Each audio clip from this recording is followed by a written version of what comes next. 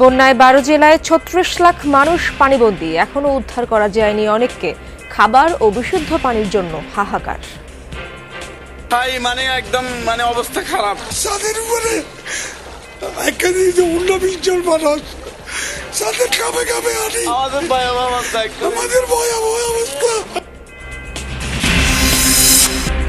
পানির তোড়ে ভেঙে গেছে বিভিন্ন বাঁধ, তলিয়ে গেছে বিস্তীর্ণ ফসলের ক্ষেত, অনেকটাই যোগাযোগ বিচ্ছিন্ন বানভাসী মানুষ। এস আলমের অভিনব জালিয়াতি, শেয়ার কিনে পরিচালনা পর্ষদ দখল করেই ৬টি ব্যাংক থেকে ৯৫,০০০ কোটি টাকা লোপাট। পদবি দিয়ে পাশ করেছে, কিন্তু এগুলো কি আসলে সবই বৈধ নাকি? একটা তো বৈধ। সমস্ত নীতিমালাকে উপেক্ষা করে নিজেরাই নিজেদের জন্য মনে করেন ঋণ স্যাংশন দিচ্ছে।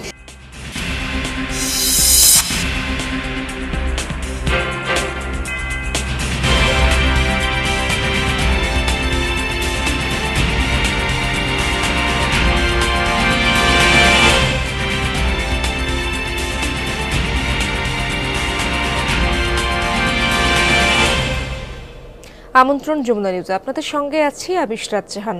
এতক্ষণ শিরোনাম দেখছিলেন। ভয়াবহ বন্যার পানিতে ভাসছে ১২ জেলার বিস্তীর্ণ অঞ্চল। মানবিক বিপর্যয় দেখা দিয়েছে দুর্গত অনেক এলাকায়। বৃষ্টির পানি আর বানে তলিয়ে আছে নোয়াখালী সদর সহ ৭ উপজেলার বিস্তীর্ণ এলাকা। শহরের বেশিরভাগ এলাকাও জলমগ্ন, ডুবে আছে বিভিন্ন সড়ক, মহাসড়ক। জেলায় পানিবন্দী প্রায় ২০ লাখ মানুষ। বাড়িঘরে পানি ঢোকায় চরম ভোগান্তি পোহাতে হচ্ছে বাসিন্দাদের। দেখা দিয়েছে খাদ্য ও বিশুদ্ধ পানির সংকট। বন্যার পানিতে তলিয়ে থাকায় ক্ষতি হয়েছে ফসলেরও।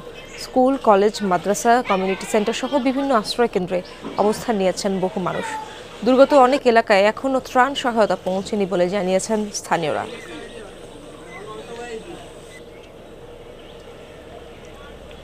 কুমিল্লার সদর, দক্ষিণ চৌদ্দগ্রাম, নাঙ্গলকোট, আদর্শ সদর ও বুড়িরচং উপজেলার বেশিরভাগ এলাকা তলিয়েছে বানের জলে।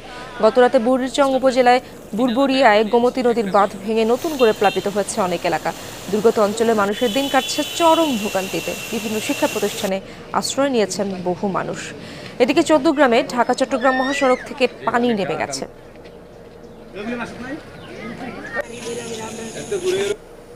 চট্টগ্রামের ১৬টি উপজেলার নিম্নাঞ্চল ভাসছে বানের জলে। সব থেকে বেশি খারাপ অবস্থা হাটহাজারী ও ফটিকছড়িতে। হালদা নদীর বাঁধ ভেঙে হাটহাজারীর নতুন নতুন এলাকা প্লাবিত হয়েছে। নিরাপদ আশ্রয়ের খোঁজে ছুটছেন দুর্গত এলাকার মানুষ। সেনাবাহিনী, নৌবাহিনীর পাশাপাশি বানভাসী মানুষের পাশে দাঁড়িয়েছে বিভিন্ন স্বেচ্ছাসেবী সংগঠনও।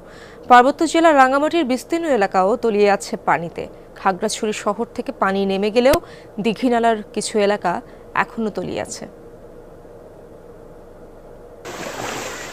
মৌলভীবাজারের মনু নদের পানি এখনও বিপদসীমার উপর দিয়ে বইছে। কমলগঞ্জ এবং রাজনগর উপজেলার প্লাবিত এলাকা থেকে ধীর গতিতে পানি নামছে। এখনও পানিবন্দী হাজারো মানুষ। বানের জলে ডুবে আছে রাস্তাঘাট ও ফসলি জমি। দেখা দিয়েছে খাদ্য ও সুপেয় পানির সংকট। এদিকে হবিগঞ্জেও খোয়াই নদীর পানিও কিছুটা কমেছে। শহরতলির নিচু এলাকা এখনও জলমগ্ন।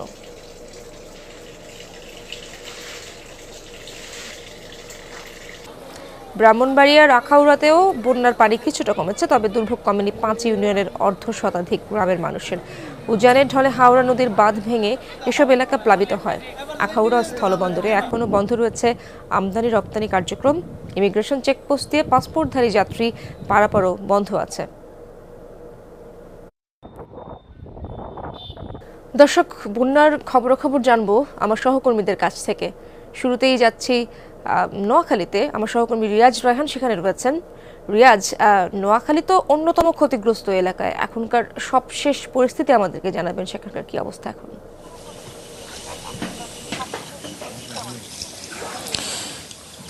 প্রথমে একটু স্বস্তির খবর দেই। সেটি হচ্ছে গেল প্রায় সপ্তাহখানেকের বেশি সময় পর আজকে আলোর দেখা গিয়েছে, অর্থাৎ আজকে সূর্যের আলোর দেখা পেয়েছে নোয়াখালীর মানুষ, অন্তত বেগমগঞ্জ উপজেলা আমি যেখানে রয়েছি।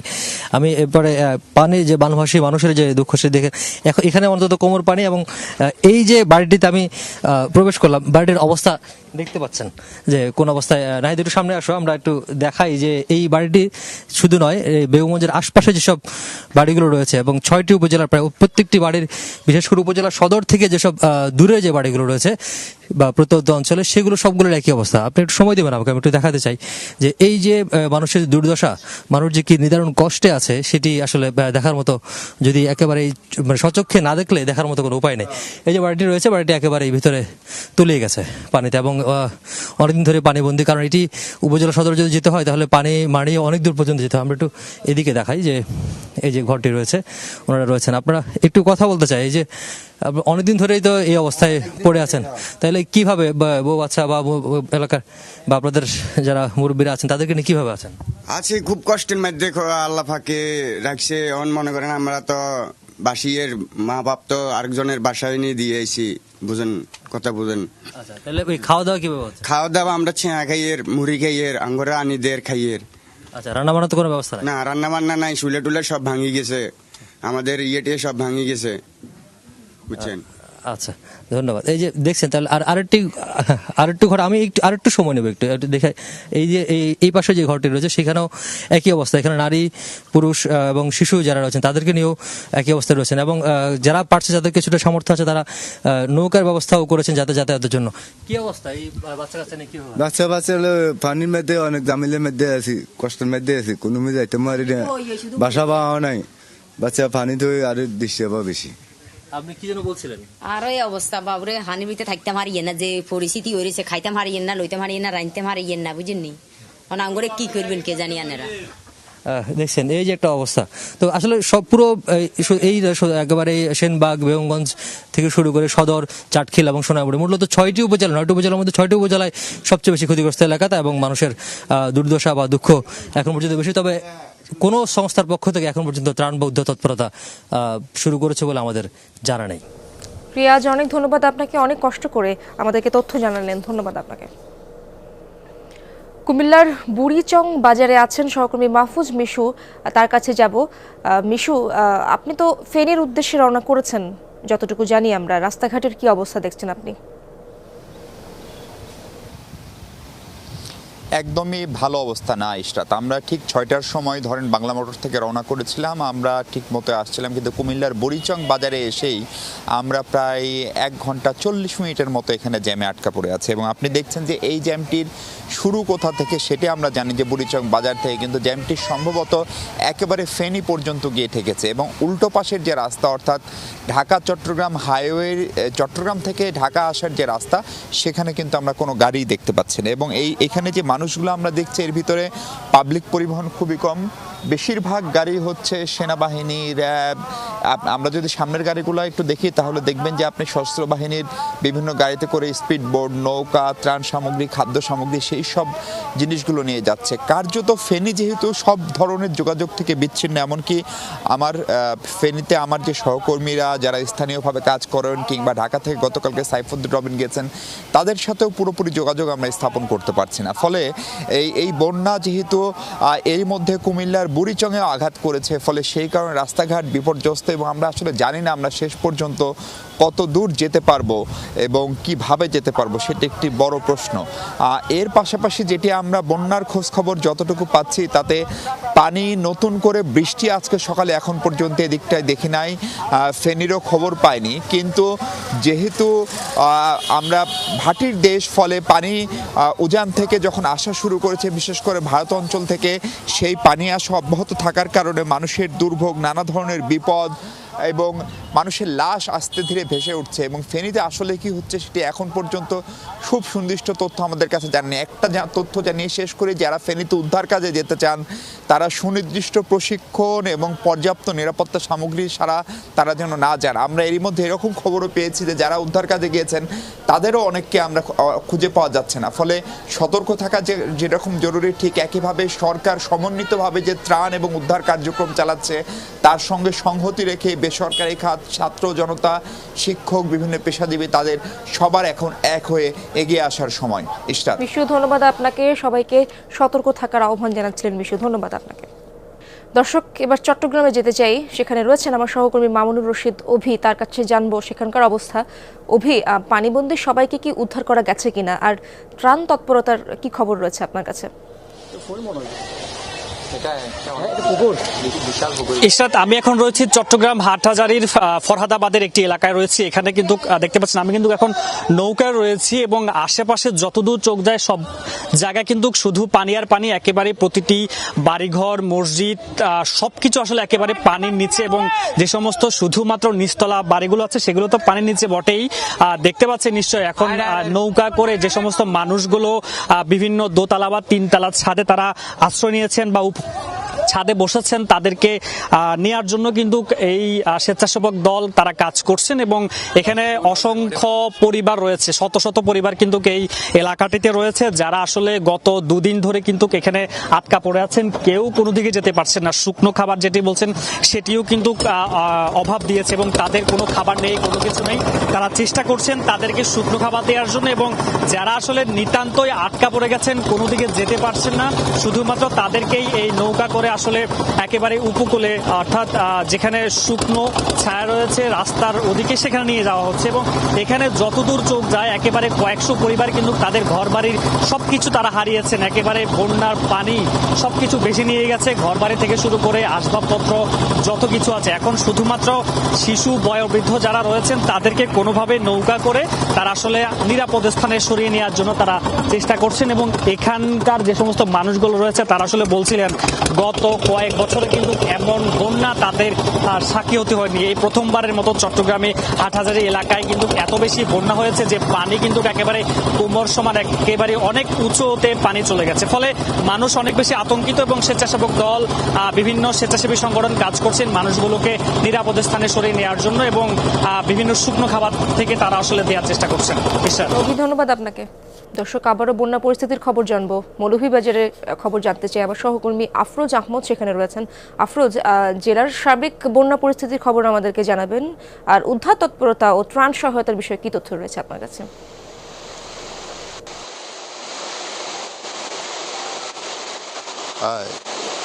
আসলে স্বস্তির খবর হচ্ছে যে আসলে গতকাল রাত থেকে কিন্তু বৃষ্টি হচ্ছে না, এবং মৌলভীবাজারের যে প্রধান যে দুই নদ, একটি হচ্ছে ধলাই এবং অন্যটি মনু। ধলাই নদের পানি ইতিমধ্যে বিপদসীমার নিচে চলে এসেছে, এবং মনু নদীর পানি যদিও এখন বিপদসীমার উপর দিয়ে প্রবাহিত হচ্ছে, এবং উজানের যে অঞ্চল যেগুলো প্লাবিত হয়েছিল সেগুলো থেকে কিন্তু পানি ক্রমান্বয়ে নামতে শুরু করেছে। আমি যদি আপনাকে একটু দেখাই একটা পরিবারের বর্তমান চিত্র, যে আসলে তারা কিভাবে এই প্রতিকূল অবস্থায় স্রোতের সাথে টিকে আছে, তারা কষ্ট করে, যদিও তাদের ঘরে এখন আর পানি নেই। তাদের এই যে আঙ্গিনা জুড়ে আপনি নিশ্চয়ই দেখছেন যে থই থই পানি, এবং পানির স্রোত এখনও ঠিকই আছে, কিন্তু তাদের যে ভিটা, যেটা বসতঘর, সেই বসতঘর থেকে কিন্তু পানি নেমেছে, কিন্তু তাদের যে দুর্ভোগ যেটা, সেই দুর্ভোগটা কিন্তু কাটেনি, বরং নতুন করে উপদ্রব তৈরি হয়েছে। যে তাদের বিশুদ্ধ খাবার পানির সংকট দেখা দিয়েছে, খাবারের সংকট দেখা দিয়েছে। আসলে নির্ঘুম রাত কাটাচ্ছেন এই সমস্ত বানভাসী মানুষ, এবং কাদা জলে কিন্তু একাকার হয়ে গিয়েছে তাদের এই যে বসতঘরটি, যার কারণে তারা যেটি বলছেন, আপনি ত্রাণ তৎপরতার কথা যেটি বলছেন, তারা বলছেন আসলে যেহেতু পরিবর্তিত পরিস্থিতিতে এখনও কিন্তু কোনো জনপ্রতিনিধি বা সরকারিভাবে তারা ত্রাণ সহায়তা পাননি, যদিও সরকারি কর্মকর্তা কর্মচারী তারা বলছেন যে প্রয়োজনীয় ত্রাণ আছে এবং তারা সেগুলো পৌঁছে দিচ্ছেন, কিন্তু মাঠের সাথে বাস্তবতার কিন্তু আমরা মিল দেখছি না। আফরোজ, আপনাকেও ধন্যবাদ এবং সাবধানে থাকবেন। প্রথম শেয়ার কিনে পরিচালনা পর্ষদ দখল, তারপর নতুন পুরাতন কোম্পানি দেখিয়ে ঋণের পর ঋণ, এভাবেই হাজার হাজার কোটি টাকা নামে বেনামে নিয়েছে এস আলম গ্রুপ। বলা হচ্ছে ঋণের নামে ব্যাংক লুটের নতুন কৌশল আবিষ্কার করেছিল তারা। নিয়ম নীতি ভেঙে 6টি ব্যাংক থেকে এস আলম সংশ্লিষ্টরা বের করে নিয়েছেন 95,000 কোটি টাকা। এসব অপকর্মে গ্রুপটির সহযাত্রী ছিল কেন্দ্রীয় ব্যাংকের অসাধু কর্মকর্তারা। আলমগীর হোসেনের রিপোর্টে বিস্তারিত। ইসলামী ব্যাংকের আমানত, ঋণ, রেমিটেন্স সবই ছিল ঈর্ষণীয়। বেসরকারি খাতে দ্রুততম গতিতে চলা ব্যাংকটির সক্ষমতা কাজে লাগাতে ভুল করেনি এস আলম। এখন পর্যন্ত পাওয়া তথ্যে এই একটি ব্যাংক থেকেই 75,000 কোটি টাকা বের করে নিয়েছে এস আলম ও তার সহযোগী প্রতিষ্ঠানগুলো। একসময় ঢাকা চট্টগ্রাম রুটে নন এসি বাস সার্ভিসের জন্য পরিচিত গ্রুপটি সরকারি জনতা ব্যাংক থেকেও নিয়েছে 13,500 কোটি। এছাড়া সোশ্যাল ইসলামী, ইউনিয়ন, গ্লোবাল ইসলামী এবং ফার্স্ট সিকিউরিটি ব্যাংক সহ নিয়ন্ত্রণে রাখা ব্যাংকগুলো থেকেও কয়েক হাজার কোটি টাকা ঋণ বা বেনামে সরিয়েছে এস আলম। সব মিলিয়ে গ্রুপটির সুবিধাভোগীরা ঋণের নামে ব্যাংকিং খাত থেকে ৯৫,০০০ কোটি টাকা নিয়েছেন বলে অভিযোগ উঠেছে। কিভাবে বের করলেন টাকা? বিশ্লেষকরা বলছেন, ব্যাংকগুলোর পর্ষদে নিজের লোক বসিয়েছেন আগে, পরে তারাই পথ বের করে দিয়েছেন। বোর্ড দিয়ে পাশ করেছে, কিন্তু এগুলো কি আসলে সবই বৈধ নাকি? একটা তো বৈধ না, তাই না? তো এখানেও তাই হয়েছে, কারণ বোর্ডে যেহেতু সব এস আলমের লোকজন, সুতরাং ও বোর্ডে থেকে পাশ করে বৈধভাবে নিয়ে গেছে, দেখাবে আমি বোর্ডে পাশ করেছি, তাই না? কারণ বোর্ডের ওই মেম্বারগুলো সব ওরই লোক। সমস্ত নীতিমালাকে উপেক্ষা করে নিজেরা এটাকে করে নিজেরা প্রভাবিত করে নিজেরাই নিজেদের জন্য মনে করেন ঋণ স্যাংশন দিচ্ছে। এইটা করে একটা মানে পুকুর চুরির মতো যে ব্যবস্থা হয়েছে। এস আলম গ্রুপ সরাসরি ঋণ নিয়েছে, পাশাপাশি গ্রুপের অঙ্গ প্রতিষ্ঠানের মাধ্যমেও নিয়েছে, এরপরও থামেনি। তৈরি করেছে ছায়া কোম্পানি, আর বেশিরভাগ কর্মকাণ্ডই হয়েছে নিয়ম লঙ্ঘন করে। অনিয়মের মাধ্যমে হাতিয়ে নেওয়া এই বিপুল অঙ্কের টাকা ফেরত পাবার সম্ভাবনা কম বলেই মনে করেন বিশ্লেষকরা। এইখানে ওনারা যেগুলো করছেন এগুলো তো আসলে উদ্দেশ্যটা তো ঠিক না, উদ্দেশ্যটা তো খারাপ। ও যে টাকাগুলো বের করে নিচ্ছে, অল উইল বিকাম এনপিএল। তো এনপিএলটা ফেরত না আসলে আপনার কি ইম্প্যাক্ট হয়? আপনার ফান্ডটা তো রিসাইকেল হলো না, ফান্ডটা তো আবার ঘুরে আসবে না, তাই না? আপনার ক্যাপিটালের উপরে চাপ পড়বে, লিকুইডিটির উপরে চাপ পড়বে, প্রফিটেবিলিটির উপরে চাপ পড়বে, সমস্ত দিক থেকে আপনি চাপের মুখে। প্রশ্ন হচ্ছে, এত অনিয়ম লুটপাট কি শুধু এস আলম আর তাদের পুতুল পর্ষদ দিয়েই সম্ভব ছিল? জবাবে বিশ্লেষকরা বলছেন, মোটেই না। জেনে বুঝেও উদ্যোগ নেয়নি বাংলাদেশ ব্যাংক, উল্টো সহযোগিতা করেছেন সাবেক ২ গভর্নর সহ কয়েকজন কর্মকর্তা। ব্যাংকে লুটপাট হচ্ছে, কোথায় রেগুলেটরি বডি, কোথায় কেন্দ্রীয় ব্যাংক, কোথায় কি করেছে? কেউ তো এটা থামানোর জন্য কোনো কিছু করে নাই। তারা কোনো স্টেটমেন্টে সহযোগিতা করেছে। কারো না কারো দেখার কথা ছিল, কারো না কেউ স্টপ করার কথা ছিল, তাই না? এখন স্টপ করার প্রয়াস যদি নিত, যদি না পারতো, তাহলে তো ডেফিনেটলি লোকজন আপনাকে সাপোর্ট করে না, আপনি তো চেষ্টা করছেন কিন্তু আপনি পারেননি। তো সেটা তো করেনি বাংলাদেশ ব্যাংক, বরঞ্চ তাকে আরও সুবিধা দেওয়ার জন্য বাংলাদেশ ব্যাংকে যেভাবে বলা হয়েছে সার্কুলারগুলো বরঞ্চ সেভাবে সে বানাই দিচ্ছে। সঠিক হিসাব বের হলে এস আলমের নামি বেনামি ঋণের পরিমাণ আরও বেশি হবে বলে মনে করেন ব্যাংকাররা। আর জালিয়াতির পথ এখন বন্ধ করে দেয়াই সামনে আসবে হাজার হাজার কোটি টাকার খেলাপি ঋণ। আলমগীর হোসেন, যমুনা নিউজ, ঢাকা। দর্শক, এই ছিল যমুনা নিউজে